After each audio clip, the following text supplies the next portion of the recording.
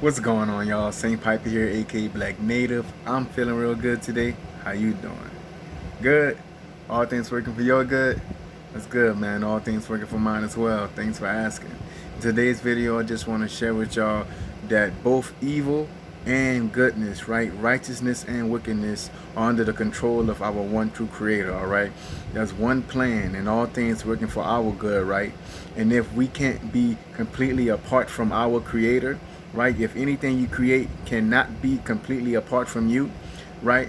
Then all things work for our creator's good. So whatever's working for our good is also working for his good. So our good is his plan, and his plan is his good. So when I say all things working for my good, right, and all things are working for your good, I'm also saying all things are working for Yah's good. That's, you know, violence, that's war, that's peace, is all carrying out this plan because the one true creator is manifesting, right? And we are manifesting. However, the more divine your perspective, the easier it is for you to have a firm standing on a plan and be relaxed and have more stability in your emotions when things are happening around you, regardless of the events, regardless of the feelings that you have, right? Regardless of the attachments.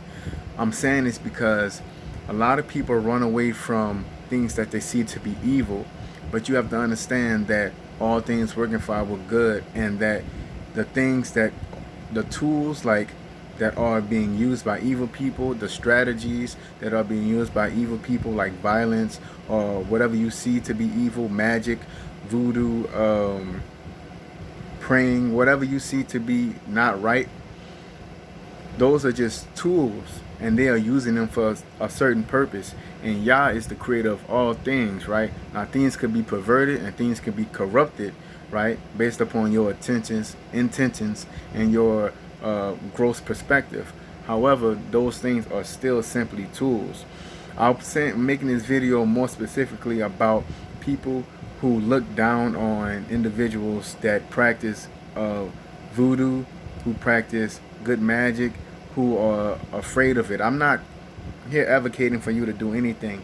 I'm just want to offer you some perspective, because as divine beings, as black natives, if you subscribe to my channel, you are a black native, which is a complete being, because all of the chakras are black when you combine them together. So blackness actually means that you are whole, right? If you're a divine being, you have to be able to use all resources, being resourceful, right? Just because something has a negative light doesn't mean you can't use it for positive reasons, right? People look down on magic, people look down on all of these things, witchcraft and all of that. But if you're not ordained by Yah to do it, then it's evil. If you're not using it the way Yahawah Yah tells you, then it's evil, right? Because again, it's just energy. It's just, let's say, it's just a tool, right? It's all got to be commissioned by the one true creator, right? If you are a Christian and you read the Bible, you can see a lot of times where things look very witchcrafty. And then you might experience cognitive dissonance. And in psychology, when you experience that cognitive dissonance, there's two choices. You either justify and double down with your first thought process and morals and foundational beliefs, or you change your morals and believe what the evidence and facts show you. The evidence that I'm bringing to the table, for one, is that Yahawah Yah, our one true creator, right, actually told the Israelites, the Hebrews, when they were up in Egypt, to kill the lamb and put the blood above their doors. Now that's a sacrifice. That's straight up a sacrifice. But here's it is. It's an act of fate. They did it and they put it above their doors to be safe as a plague, and as death came upon the Egyptians and took all of their firstborn sons, their firstborn. So right there, if you look at it with a naked eye, and when you look at it from just a perspective of no religion, of just with a virgin mind and a virgin heart, and then you look at human sacrifices today, or you look at somebody doing some kind of a prayer, or some kind of alchemy, then it's like, oh snap, it's really not that different. They slaughtered an animal and put blood above their doors, and they asked and they asked for protection, and they stayed inside while this plague and death came upon these other people, right? You know, that's an example of where you gotta kind of say, well, it was. I'm not asking you was it all right or was it wrong. I'm asking you to think about it. Was that magical? Was that witchcraft? Or was that just your everyday whatever? Because you don't do that on Sundays. I don't see people doing that in Bible study. It's just not happening like that. But it still was what Yah ordained. It still is what he commissioned and he commanded, right? So we have to look at things with a naked eye and not look at tools as bad, but look at what we do with those tools. And is it something we doing, or is that what Yah is telling us to do, right? Now, don't get it twisted. You doing something righteous or wicked doesn't affect the whole plan. That's not going to stop the plan at all. It's just going to determine your fate and your luck, right? Like I said, all things working for our good. The plan is already set, is already done. So with all the wickedness in the world,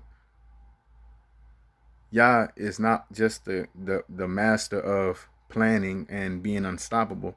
He's unstoppable because he's also a master of improvisation, right?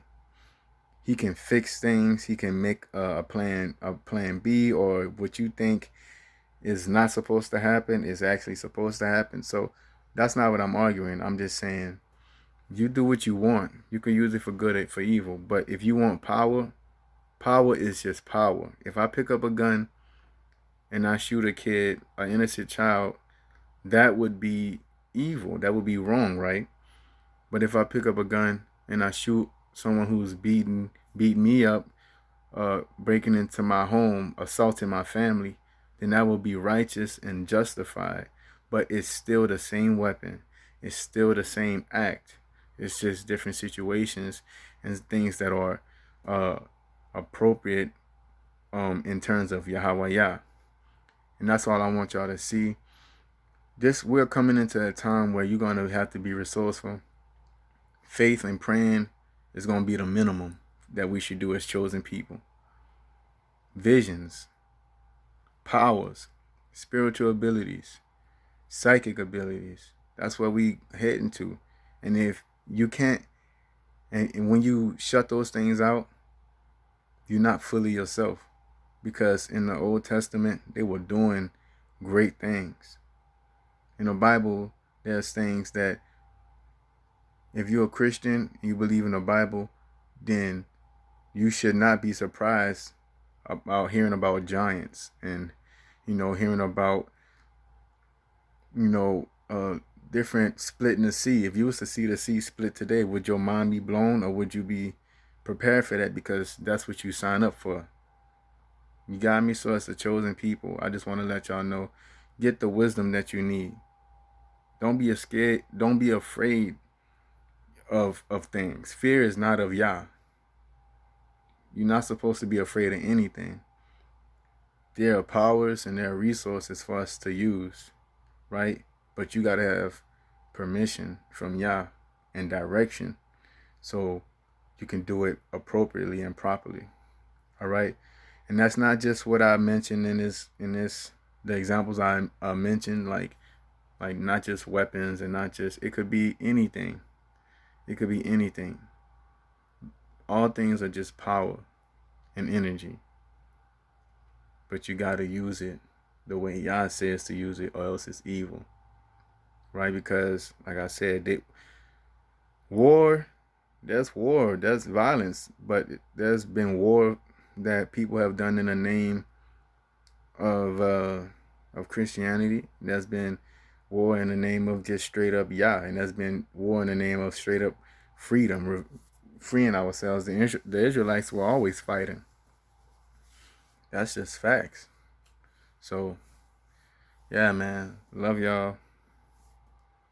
St. Pipe here, aka Black Native. I'm not telling y'all what to do. It's just a little question. that I like to post, and it's all about perspective.